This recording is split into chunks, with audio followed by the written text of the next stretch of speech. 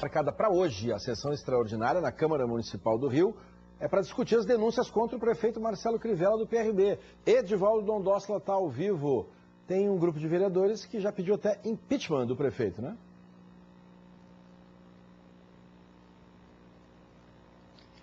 É isso, Fachel. Os vereadores estavam em recesso de folga até o fim do mês, mas essa folga foi suspensa e os vereadores já voltaram ao trabalho, voltam hoje com essa sessão que está marcada para acontecer às 2 horas da tarde, só para isso, só para analisar esse pedido. A gente lembra que, por enquanto, é um pedido de um grupo de vereadores que deve ser analisado hoje por todos os vereadores em plenário. Agora, além disso, o prefeito Marcelo Crivella deve enfrentar um outro desafio, que é a análise das contas do município referentes ao ano passado, o primeiro ano de mandato dele à frente da prefeitura.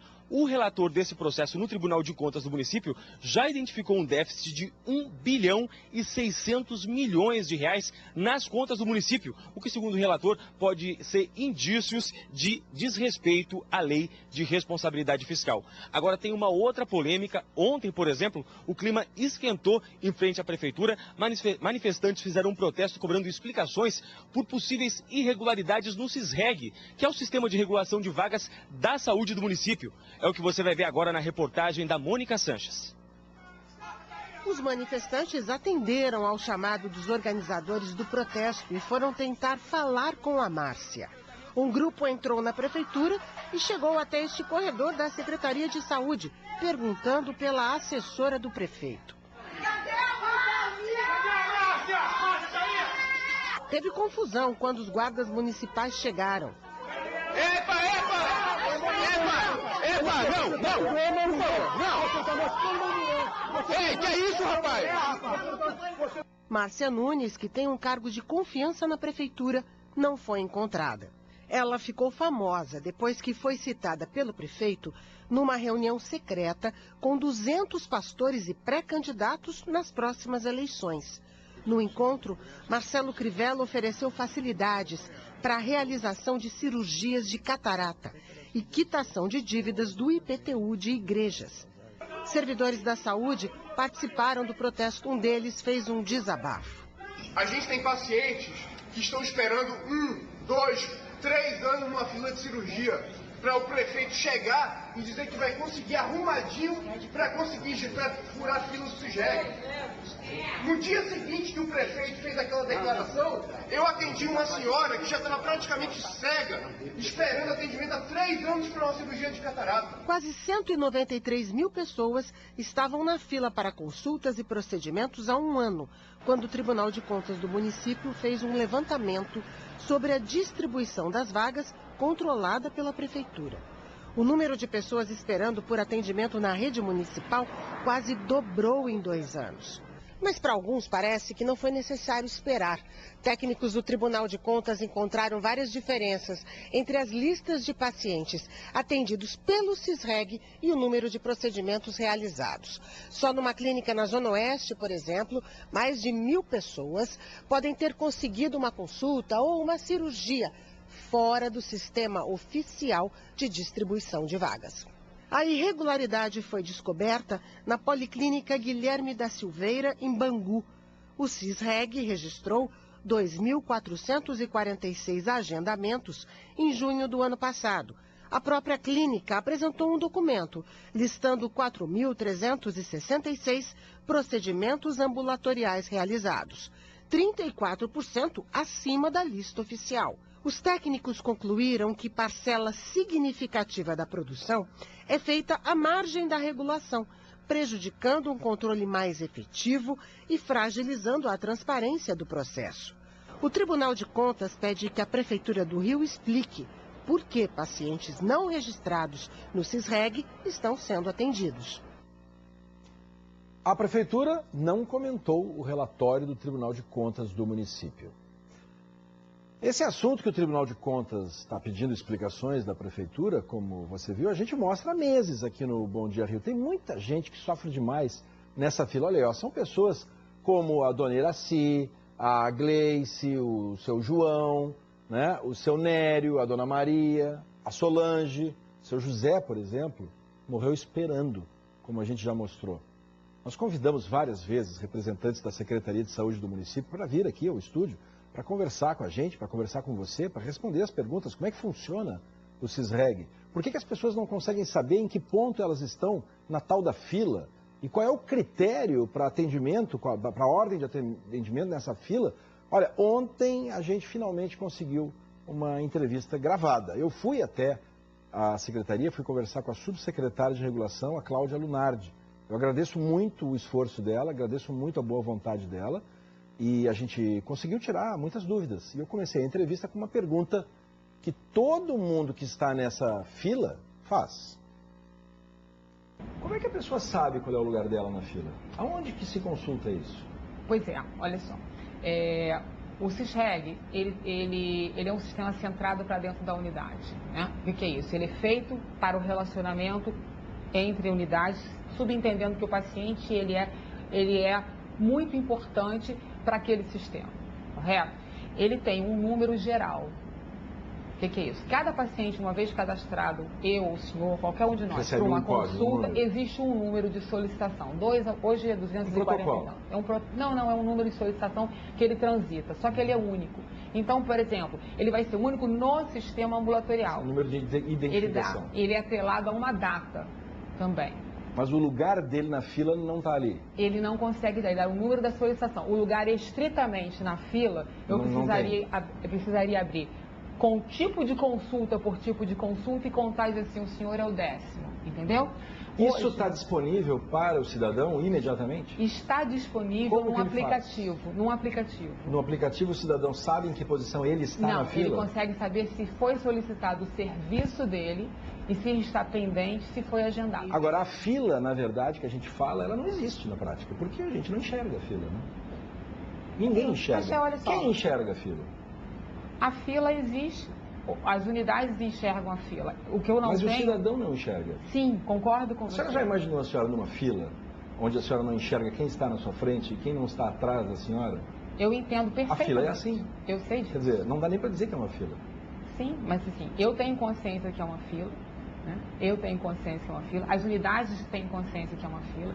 Entendo que a transparência para o paciente ainda ela não existe de forma plena, ele não sabe exatamente qual é o lugar dele, em que posição, porque a numeração que o sistema dá é desta forma. Na verdade, então, a senhora tem um bolo de pessoas, quer dizer, muitas pessoas querendo atendimento e não tem capacidade de atender a todas. Sim. Como é que você escolhe quem será atendido? Tem um critério técnico. Qual é o critério? Depende de cada modalidade de atendimento. Então, por exemplo, o paciente que descolou a retina, ele tem um tempo para ser atendido, ele é sempre mais urgente, precisa ser operado. Estou falando de oftalmologia porque é um grande clamor, né? Precisa ser operado num prazo máximo de 60 dias. Então, esse paciente sempre vai ser um paciente vermelho para o sistema. A gente tem uma gravação onde o prefeito lá sugere que pessoas podem ser beneficiadas de alguma maneira para ser atendidas mais rapidamente. E aí a gente faz a relação imediata, quer dizer, se o cidadão não enxerga o seu lugar na fila, como é que eu vou saber se alguém furou a fila? É possível saber? É possível saber se alguém furou a fila? Como? Você tem que avaliar os critérios, tem que fazer uma avaliação retroativa depois no sistema. Mas olha só, o princípio primário é da confiabilidade do servidor público. O servidor público protege o seu próprio paciente. Por isso está muito descentralizado a maior parte dos processos, para que a unidade básica proteja o seu paciente. Ninguém vai ter controle total de nenhum processo de trabalho. Né? Qualquer sistema é vencível quando você quer vencê-lo. Mas eu acho que essa prefeitura não quer vencer o sistema. Né? Ela quer fazer com que o paciente chegue ao serviço. Senão a gente não teria isso. Uma coisa é um médico chegar lá e determinar, olha aqui, esse paciente aqui realmente tem uma gravidade e ele, então, precisa ser encaminhado para a cirurgia. E a outra são as indicações, que a gente sabe que podem existir e o que todo mundo se pergunta, né? A questão de ser indicado por alguém. Quer dizer, eu tenho um amigo que pode receber esse atendimento no caso específico da cirurgia de catarata, que é o que a gente está conversando. Como é que eu faço para colocar essas pessoas que eu ofereço esse benefício, vamos dizer assim, para poder passar na frente dessas outras? Existe como fazer isso? É possível ser feito isso? Você quer se é possível? A pergunta é se é possível eu chegar com indicações e colocar na frente de outras. É só não registrar no sistema, né? Eu posso entrar diretamente para uma unidade hospitalar, eu não vou saber disso. O sistema não vai medir todos os acessos. Ele pode entrar pela atenção básica, alguém colocá-lo, né? Eu não sei disso. Quer dizer, existe essa possibilidade de se fazer isso no sistema? Existe em qualquer momento. A senhora consegue identificar quem faz, por exemplo, depois, digamos, eu vi que essa pessoa passou na frente de outra. A senhora consegue descobrir quem colocou essa pessoa ali naquele lugar? Se estiver registrado no sistema de regulação, é possível. Pode não estar registrado. Por exemplo, né, vou dar um exemplo clássico. O paciente entrou por dentro para um hospital que não registra todo e qualquer seu atendimento no sistema. Ele pode ter entrado, operado por qualquer motivo, e eu vou ter o registro dele só depois nos sistemas oficiais para o Ministério da Saúde. Que a gente faz isso, que é a informação do trabalho feito, do pós-feito. Isso pode existir. Não necessariamente está registrado no sistema de regulação. Ou seja, nem tudo que a gente imagina é regulado, mas não em tempo real. O controle não é completo. O controle não é perfeito. Essa é a verdade. Você concorda com esse sistema? Esse sistema funciona bem, na sua opinião? Esse sistema é um sistema antigo. Ele funciona da forma como a gente precisa hoje. Ele merece aprimorações. É o que é o ideal, o que eu gostaria? Olha só, é o sistema que a prefeitura consegue utilizar. E nessa conversa também, a gente, além de chegar à conclusão que o SISREG não é usado e de maneira definitiva como um sistema de fila, e sim, mas como uma espécie de protocolo, a gente também percebeu, né, que a prefeitura ela tem um segundo sistema, e a secretária nos falou, a subsecretária nos falou lá, um segundo sistema interno da prefeitura, que esse sim é o que distribui as pessoas para cirurgias e para os procedimentos ali mais sofisticados. Então, aí a gente tem uma pergunta óbvia, né? A gente queria saber, de fato, como funciona o SISREG, né? Essa foi a pergunta. Eu quero até passar para a senhora aqui. Aqui são poucos, são 36 casos. Isso aqui é uma pequena parte do que chega para a gente pela internet, que a gente chama muito, mas tem muito caso. E até vou deixar isso aqui, que são algumas mensagens que passaram para a gente. E são casos que às vezes parecem não ter fim, quer dizer, inicia e não termina. A gente tem casos, inclusive, de pessoas que estavam aguardando uma cirurgia ou um atendimento e elas faleceram, elas morreram. Tem pelo menos 2 casos aí. E depois que elas morreram, chegou finalmente o pedido. Quer dizer, a gente percebe que é muito impessoal, muito impessoal. Quer dizer, o sistema, uma vez o nome indo para dentro do sistema, como é que vocês acompanham essa pessoa? Ele vira um número, ele vira um registro ou ele continua sendo um paciente? Não, ele é um paciente, porque assim, quase 90% digo, do que a gente tem de oferta de média complexidade, ele está na atenção básica, tem um médico regulador local, exatamente para aproximar a necessidade do paciente. O que eu não posso negar é que existe uma dificuldade. O que é isso? A minha oferta de média complexidade desses serviços complementares, ele não é suficiente para todo mundo. Então, ele é, para o sistema, um registro, para a unidade básica, um paciente. E quando que o cidadão vai para essa fila, para esse sistema? Quando ele pode ser acompanhado no ambulatório. Ele não é feito para urgência. O que ele está me relatando é um sistema de urgência. Eu estou passando mal, com muita febre, ou estou tendo um sangramento importante, digestivo, comecei a vomitar sangue. Esse paciente tem que ir para uma unidade pré-hospitalar. Agora, eu de vez em quando tenho uma dor de estômago. Eu vou na minha clínica da família, eu vou ser atendido pelo meu médico de família, ele vai avaliar. Se ele achar que eu preciso fazer uma endoscopia digestiva, por exemplo, ele vai no SISREG solicitar o serviço que ele não tem na clínica de família. Vamos dar vários exemplos, então. Endoscopia, o que mais? A consulta para cirurgia de catarata, porque a cirurgia não é feita na clínica de família. A ressonância magnética, que a clínica de família pode solicitar no Rio Imagem, que é um outro sistema que a gente usa para o acesso à unidade estadual, que é o Clínicos, ou para o sistema de regulação. Então, ultrassom, ecodoppler, ressonância, tomografia, a mamografia. A subsecretária também deu uma explicação sobre o relatório do Tribunal de Contas do município. Eu não conheço detalhes desse relatório, assim, eu conheço a história desse relatório. Em algum momento. Não receberam aí, vocês não recebi. Mas o resumo da história é esse. Mas o resumo da história. O número de atendimentos é maior do que a quantidade de gente na fila. Como é que é possível isso acontecer?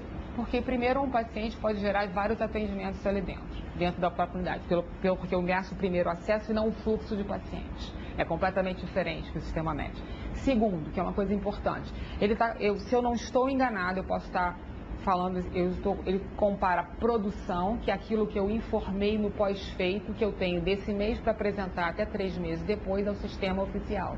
Então isso cria uma defasagem. Lembra que eu falei há pouco? Eu tenho uma coisa que eu informo no pós-feito, uma coisa que eu dou o primeiro acesso, eu chamo tudo isso de regulação, mas elas não têm o mesmo compasso de tempo.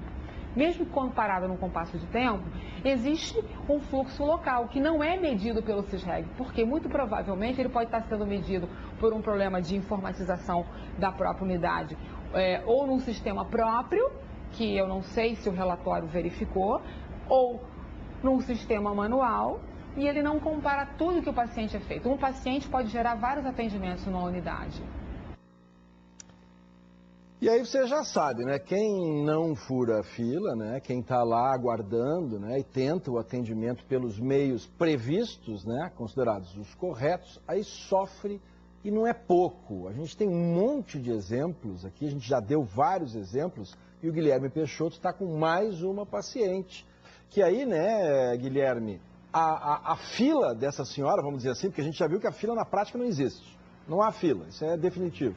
Então, assim, para essa senhora, a impressão dela é de que é uma fila interminável, porque ela espera há 5 anos uma cirurgia na bexiga. Conta pra gente, Guilherme. Exatamente isso, Paixão. A dona Tânia é paciente desse Centro Municipal de Saúde, que fica aqui no Engenho de Dentro, na zona norte do Rio. Há 5 anos ela espera por uma cirurgia na bexiga e há 5 anos ela recebe sempre a mesma resposta, que não tem previsão. E com essa demora toda, como é que a senhora se sente? Porque evidentemente o estado de saúde da senhora tem se agravado. Qual que é o seu maior medo?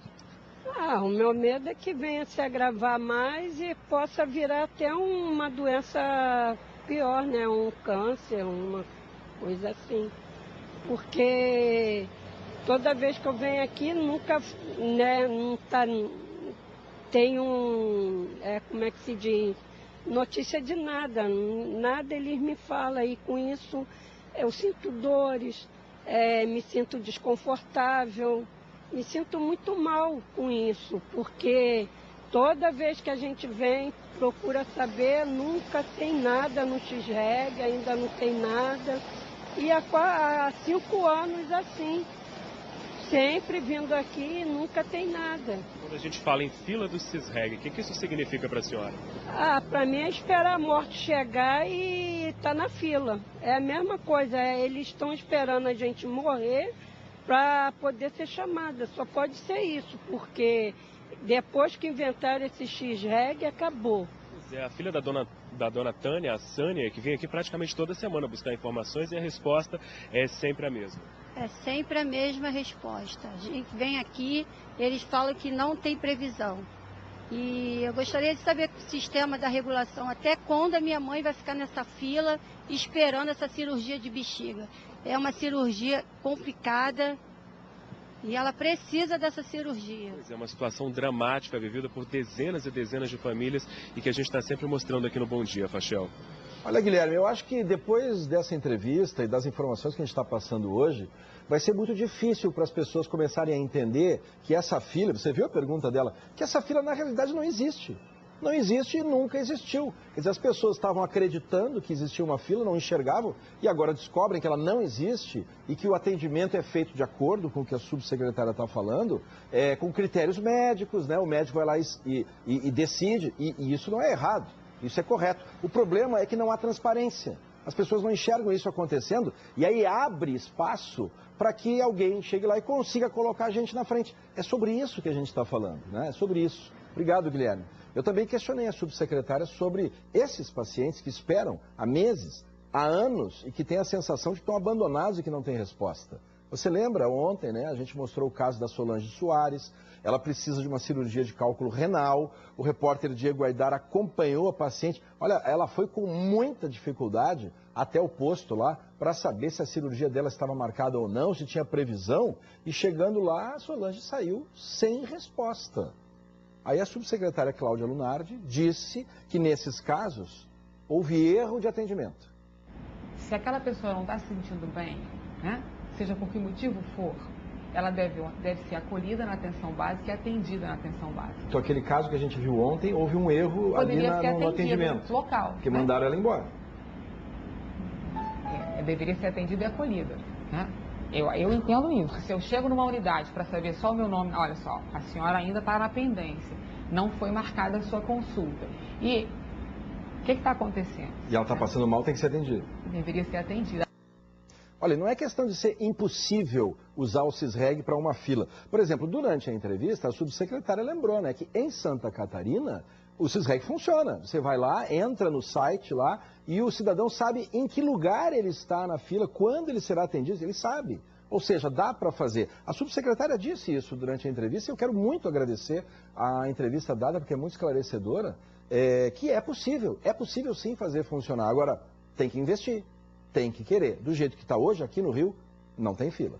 Você que mora nas regiões serranas dos lagos e norte do estado, fica agora com as notícias locais.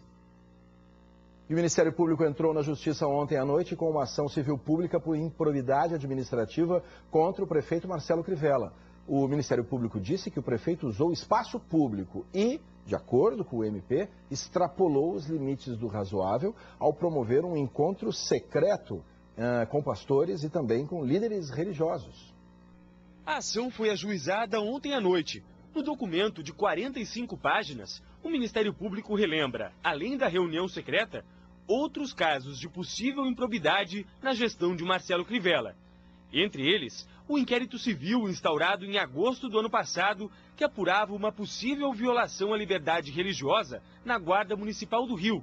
A ação cita ainda eventos da Igreja Universal do Reino de Deus dentro de escolas públicas, como mostra esta foto, em que se oferece atendimento espiritual. Os promotores apontam que, ao agir assim, além de escolher o seu segmento religioso para beneficiar, o prefeito se utilizou de espaço e cargos públicos para a prática de atos, fazendo crer estar na construção de um projeto de poder político que merece toda a atenção das instituições.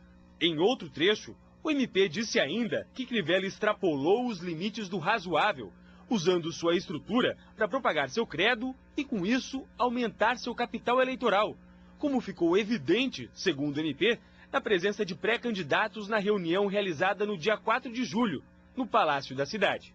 O Ministério Público se refere aos pré-candidatos Rubens Teixeira e Rafael Leandro, do PRB, o mesmo partido de Crivella. Os dois estiveram no encontro secreto. Foi nessa reunião que o prefeito ofereceu facilidades a 250 pastores e líderes evangélicos. Na ação, o Ministério Público pede que Crivella cumpra 12 determinações. Entre elas, deixar de usar a máquina pública do município para defesa de interesses pessoais ou de seu grupo religioso.